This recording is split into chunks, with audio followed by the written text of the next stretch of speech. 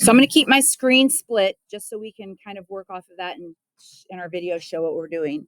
So the graphs of quadratics are more complex than linear and exponentials because they include a turning point. They change direction. Sometimes they're part of the graph is increasing while the other part is decreasing, okay? So we know that that turning point is called the vertex, and it's either a maximum or a minimum. It's a minimum when your graph opens upwards. It's a maximum when your graph opens downwards.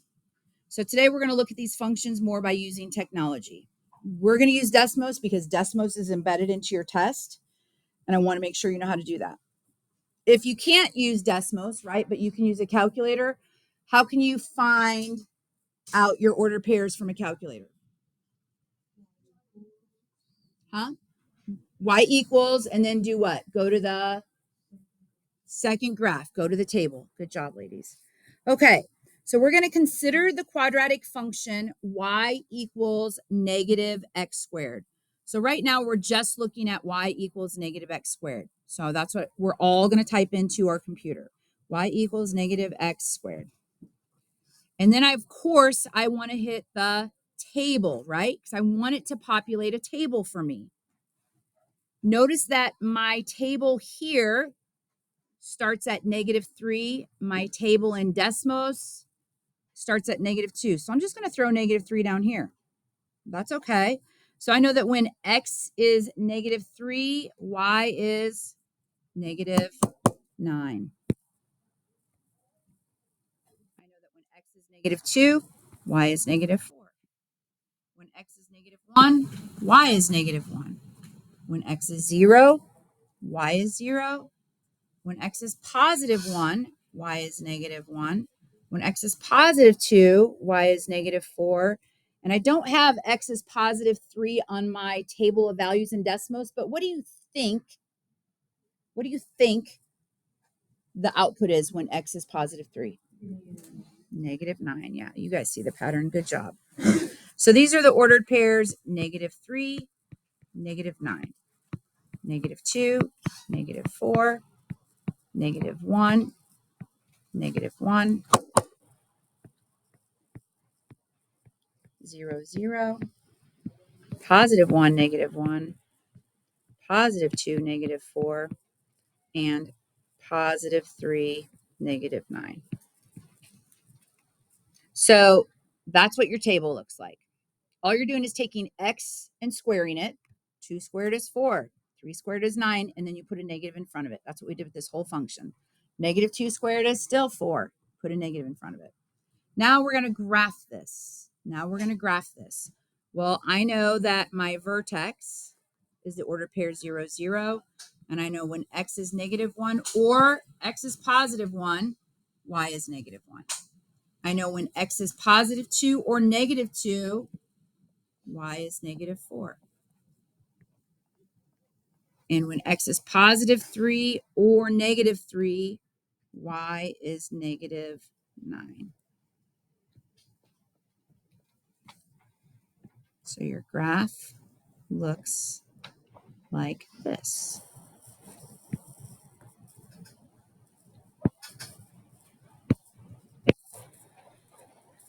So I'm just going to highlight some things that you know. This is your vertex. Is it a maximum or a minimum? Good job. This is a max. Can someone tell me the equation to the axis of symmetry?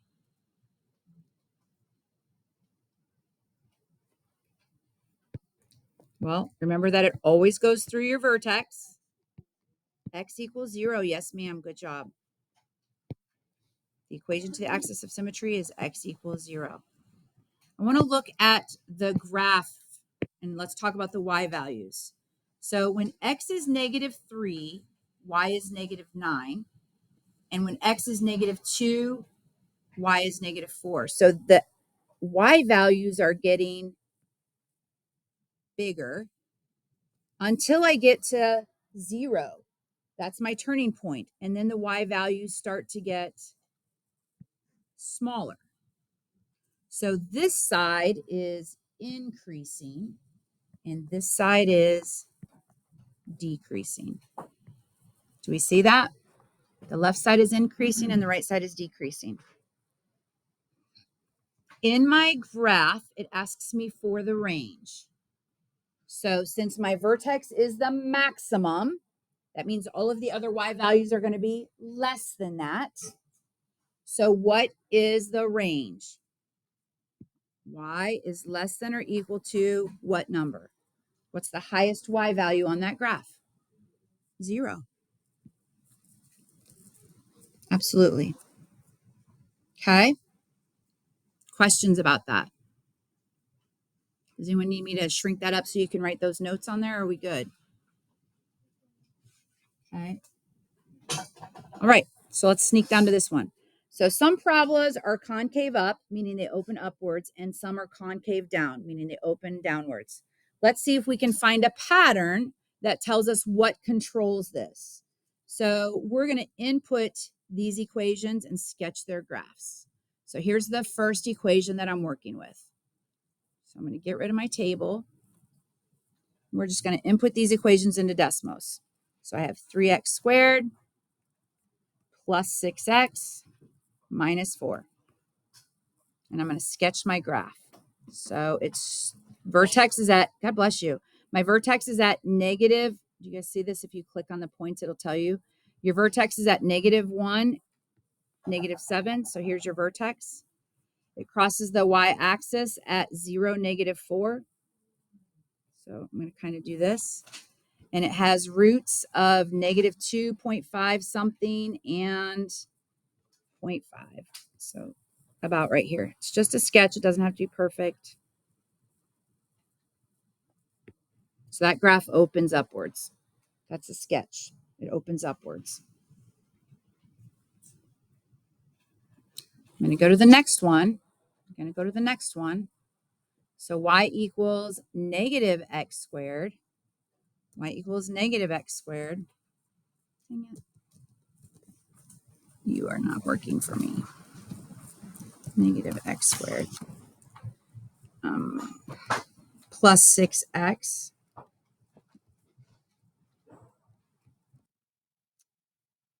Plus 1.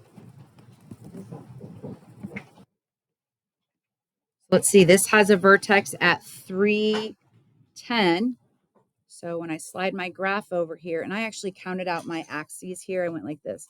1, 2, 3, 4, 5, 6, 7, 8, 9, just to kind of help me out. So my vertex is at 310. I cross the y-axis at 0, 1. So it's going to be right here. And then my roots are -0.1 and I can't see that point. Shrink that up for a second. My roots are -0.1 and 6. 0.1. So it crosses the x-axis about here and about here. So it's going to look like something like this. Again, it's just a sketch. Does not have to be perfect. Now let's sketch our last one. So we have to go to the equation again and figure out, whoopsies, do not tell me that that closed everything out.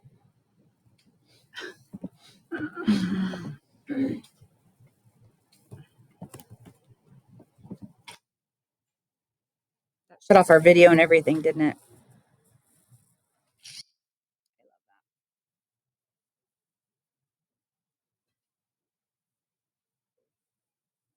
Well, it's still recording, so let's get to it.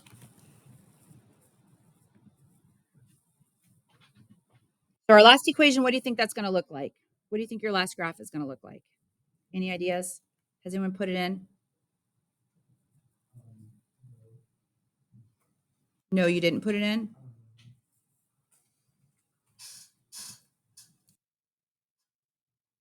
Last one looks like this.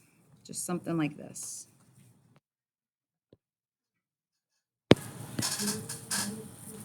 Doesn't have to be perfect. Just make a sketch. Something like this. Okay?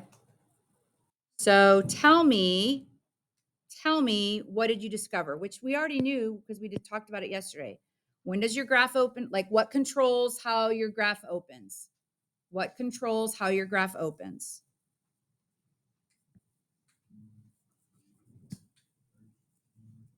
Yeah, that's called the leading coefficient. What do we call the leading coefficient in a quadratic function? We call it what? We call it A. So when A is positive, your graph smiles.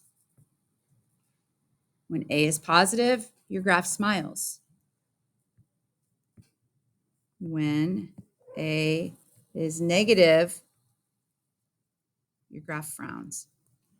When A is negative, your graph frowns.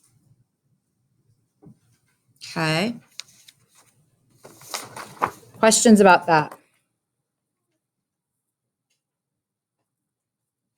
Okay. I'm going to go back up to this first graph, and I just want to talk about the domain. I'm going to go back up to this first graph, and I want to talk to you about the domain. So what is the domain of this function? Yeah, the domain is x equals all real numbers. What if I said over what domain is your graph increasing? Over what domain is the graph increasing? What would you say? Over what domain is the graph increasing? Well, where is the graph increasing?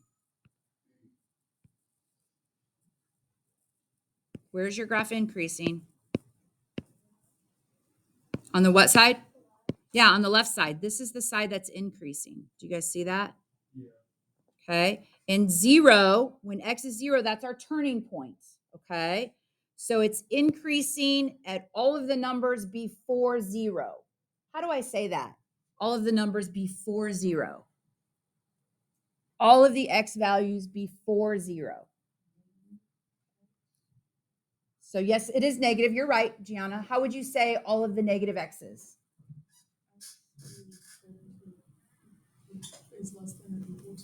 X is less than 0.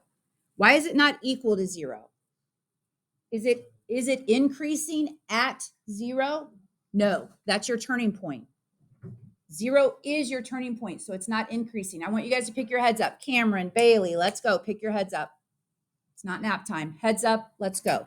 So it's not increasing at the turning point or decreasing.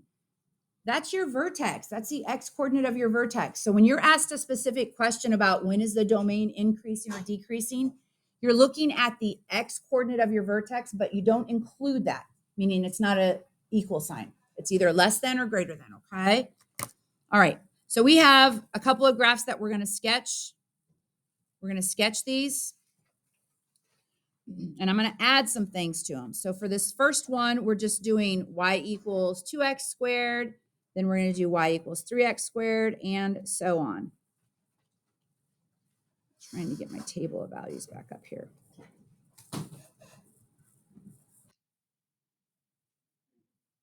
Okay, so I just want to know what happens when y equals 2x squared.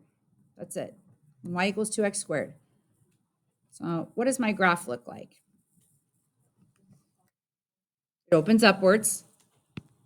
It crosses the x-axis and the y-axis at 0, 0, right? When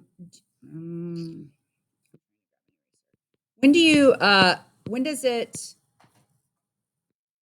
if I were to number these out, 1, 2, 3, 4, 5. When x is 5, what's your y value? When x is 5, what's your y value? Well, let's look at a table. Or even better, when x is 2, y is 8. So it kind of looks like this. When x is 2, y is 8. So that means when x is negative 2, y is 8. So here's a sketch of y equals 2x squared. I want to add one more thing on this. I also want you to graph y equals 1/2 x squared on the same graph. I just want you to put in y equals 1/2 x squared. So type that into your Desmos. Instead of the 2, replace it with a 1/2. And what does that do to your graph? What does that do to your graph? What did it do to the first graph compared to what we have now?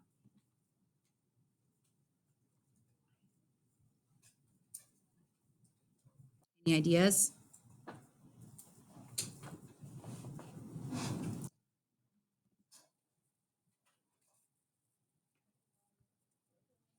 Say it again.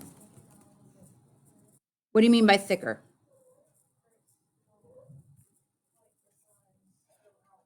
Yeah, it got wider, right? It got wider. So the green is the 2x squared and the red is the 1/2. So it's getting wider. Okay. So I'm going to get rid of both of those. And we're going to look at what happens when y is 3x squared. And I want to look at what happens when y is 1/3 x squared. So same thing. The green one is the 3x squared. So it's narrower than the 2x squared. And the red one is the 1/3 x squared, and that's getting much wider.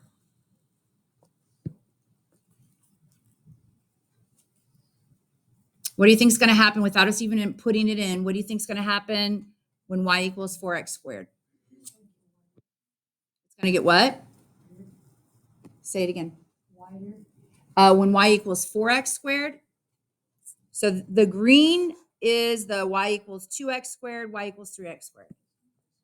It's going to get skinnier, narrower. So the larger the coefficient, the narrower, like the larger a is, the narrower your graph gets, right? So this is like really, really skinny. So I'm going to write a little note that says the larger a is, the narrower the graph. Okay. Now I'm going to do something really crazy, and I'm just going to put in 1/25x squared. What did that do to this? Makes it what?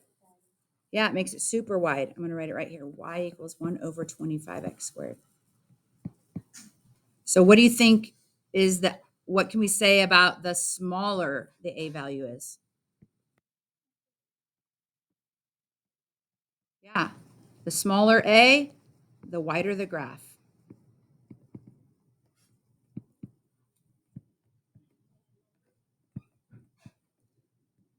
So a doesn't only control whether it opens up or down. A also controls what?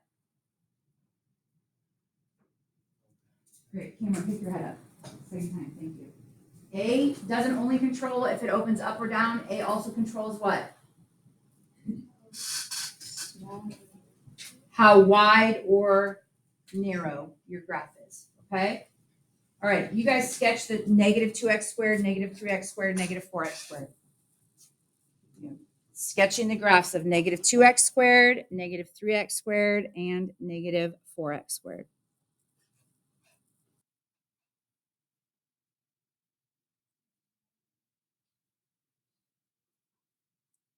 Morning. -2x squared, -3x squared, -4x squared.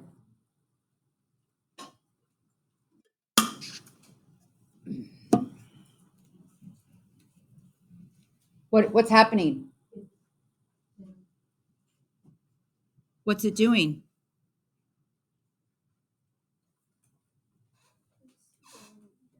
It opens downwards. Yeah, so it's the same width, it just opens downwards. Same width as the one above it, but it's just opening downwards.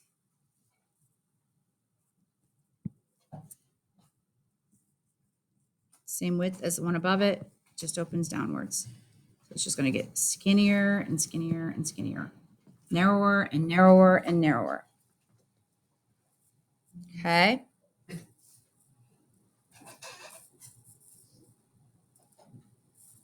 All right. So it appears that we can now determine what controls the direction a parabola opens. Well, we already know that.